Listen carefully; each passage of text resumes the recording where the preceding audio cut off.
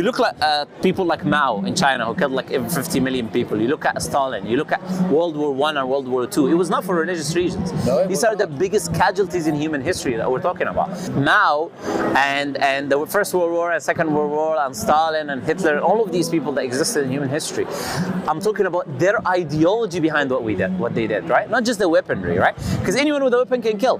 But the question is, what was the ideology behind it? Stalin, for example, he read The Origin of Species by Darwin. Yes. And then he thought, okay, we're all just matter and atoms, and I'm just going to rearrange atom by putting this atom, which is someone's head, in somewhere else. Islamists, who are simpletons, will cherry pick and oversimplify historical events to meet their ideological presuppositions. The Origins of Species is a scientific book that explains the diversity of life. It's not a political manifesto like the Quran. Just because you and your friend Sobur drive implications from Darwin that we are just matter and atoms and therefore we should not care about morality and so on, that doesn't mean all other people agree with you. And even worse, that doesn't mean that even historical events can be explained because you agree with Sobur that Darwin means that. So, Darwinism played a very insignificant role in Nazism and communism. Okay, so the world wars happened because deluded fascists and autocrats like Muhammad and Islam decided to conquer the world like Muhammad and Islam because of dogmatic delusions and imperialist ideas just like Muhammad and Islam. Atheism is just a response to a single proposition. Does God exist? We say no. It doesn't incorporate political ideologies.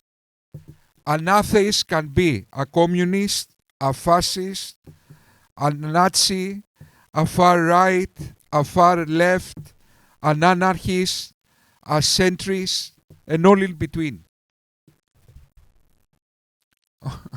Okay, so you cannot blame a political ideology to atheism because it hasn't got dogma. And the most atheists are secular humanists. Hardly the mannerism of Stalin. Who reminds Stalin? Secular humanists like Richard Dawkins or Muhammad reminds Stalin? Unlike atheism, which lacks dogma and cannot be directly linked to political ideologies like communism, Islam functions as both a religion and a political system. Like communism, Islamism has been responsible for significant death, suffering, and oppression throughout history. Here are some key similarities between these two political ideologies. Anti-Western sentiment. Both have historically opposed Western capitalism, liberal democracy, viewing them as exploitative or corrupting influences. Collectivist ideology. Both emphasize collective welfare over individualism. In Islamism, this is seen through the concept of the Ummah, Muslim community, while communism promotes class solidarity and the abolition of private property. Revolutionary goals. Both ideologies have often supported revolutionary change to establish a new political and social order. Islamist movements seek to replace secular governments with Islamic governance, while communists aim to overthrow capitalist systems in favor of socialism. 4. Authoritarian tendencies. Islamist and communist regimes have often been associated with strict control over society, suppressing dissent and enforcing ideological conformity. Examples include Iran's theocratic system and various communist dictatorships. 5. Economic redistribution. While based on different justifications, both advocate for wealth redistribution. Islamism supports zakat, mandatory almsgiving, and economic justice under Islamic law, while communism seeks to abolish class structures and private ownership. 6. Opposition to secularism.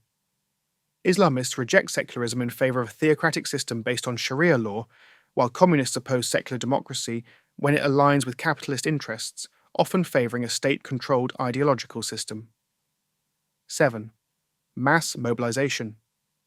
Both use ideology to mobilise large groups of people, whether through religious fervour in Islamism or class consciousness in communism, often utilising propaganda and grassroots movements. Single party or single ideology rule. Both often advocate for a centralised system where a single party or ideology dominates politics. Islamist movements seek an Islamic state governed by religious law, while communist systems typically have a single party rule. Utopian vision. Islamism envisions a society governed by divine laws leading to justice and moral order, while communism envisions a classless, stateless society with economic equality. Both see their systems as the ultimate solution to human suffering. Emphasis on discipline and social control. Both emphasize strict moral and social codes. Islamism through Sharia law and religious regulations, communism through state-enforced authoritarianism. Struggle against enemies. Islamists frame their struggle as jihad, often against Western influence or secularism, while communists focus on class struggle against the bourgeoisie and imperialist forces. Role of martyrdom and sacrifice. Islamism emphasizes martyrdom in the context of defending the faith. Communism has also historically celebrated sacrifice for the revolutionary cause. Strong leadership figures. Many Islamist and communist movements revolve around charismatic or ideological leaders who become symbols of their struggle, e.g., Ayatollah Khomeini for Islamism, Lenin or Mao for communism. Global aspirations. Both ideologies have a transnational focus. Islamism seeks the unity of the Muslim Ummah and a global Islamic state, caliphate, while communism aims for global proletarian revolution and the eventual abolition of national borders. Use of state-controlled education and media. In Islamist and communist regimes, education and media are often heavily regulated to promote ideological teachings and suppress dissenting viewpoints. Militant and revolutionary factions. Both have radical or militant factions that use violence or insurgency to achieve their goals, whether Islamist jihadist groups or communist guerrilla movements. But do you know something interesting? If you say like God or religion brings wars, is if you look at, there was a study, I believe it was in Nashville University by Naveed Sheikh.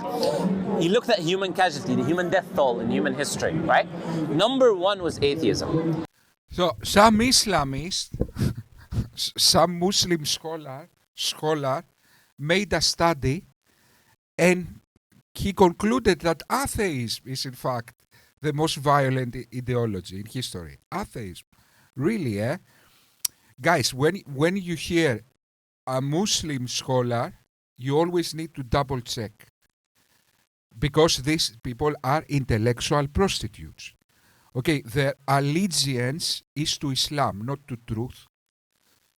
Okay, they are like prostitutes, intellectual prostitutes. That's not a bad word. Okay, so they sell out themselves for Islam.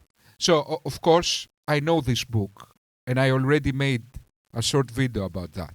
So, let's see the comedy this fool likes us to believe.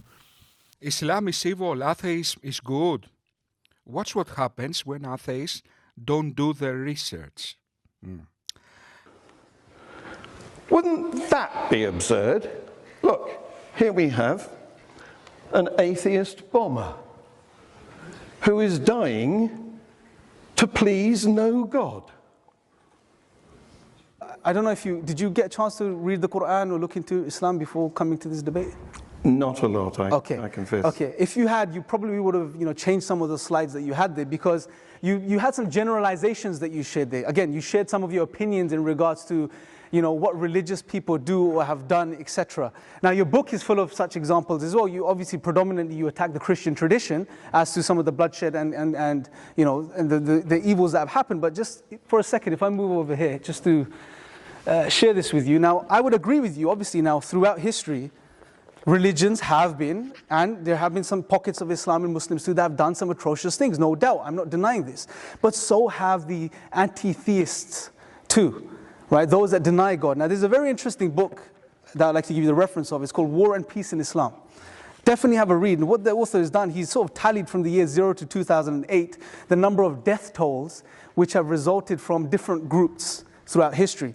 And interestingly, Christianity is right up there, and Christianity is right up there with a figure of, let me see here. So it shares the largest with between 119.42 million and 236.66 million victims, right? Median of 178.04. Interestingly, the second group that's up there, any guesses? Well, probably atheist, but yes, and the anti-theist group. I would contest that description. Well, you can contest it with the author of this book. I'm sure he would like to hear from you. How many people that were killed in the name of different religions and ideologies and so on. There's a book, a study called Body Count, a quantitative review of political violence across world civilization. Oh, you got the book over there. And you got it here. And you can get this. This is the actual book. It's called War and Peace in Islam, the Uses and Abuses of Jihad. And it's edited by some very distinguished academics. And there is a chapter there, as you say, dedicated to this academic survey of mass killings in history, which you're now going to tell us about. First of all, let's see the distinguished academics who wrote this book. Is the nephew of the late King Hussein of Jordan, is chief advisor to the Prime Minister of Turkey.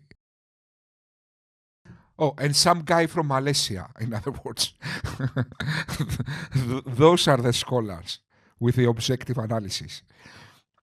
World War II, 52 million. It was done by Christian and Buddhist.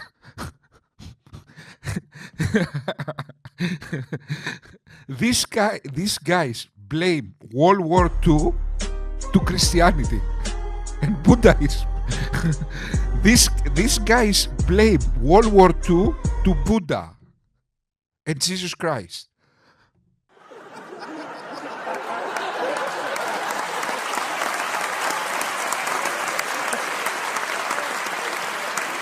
Then we go to World War I, 66 million. It was Christians are responsible for World War I. It's Christianity responsible. And look at these people. In the World War II, they also added Buddhists because of Japan. But now, in World War I, they don't add the Ottoman Empire. Why? Let me guess. Because the author is this guy. It is edited by some very distinguished academics. It's available. You can get it online, the PDF, for free actually.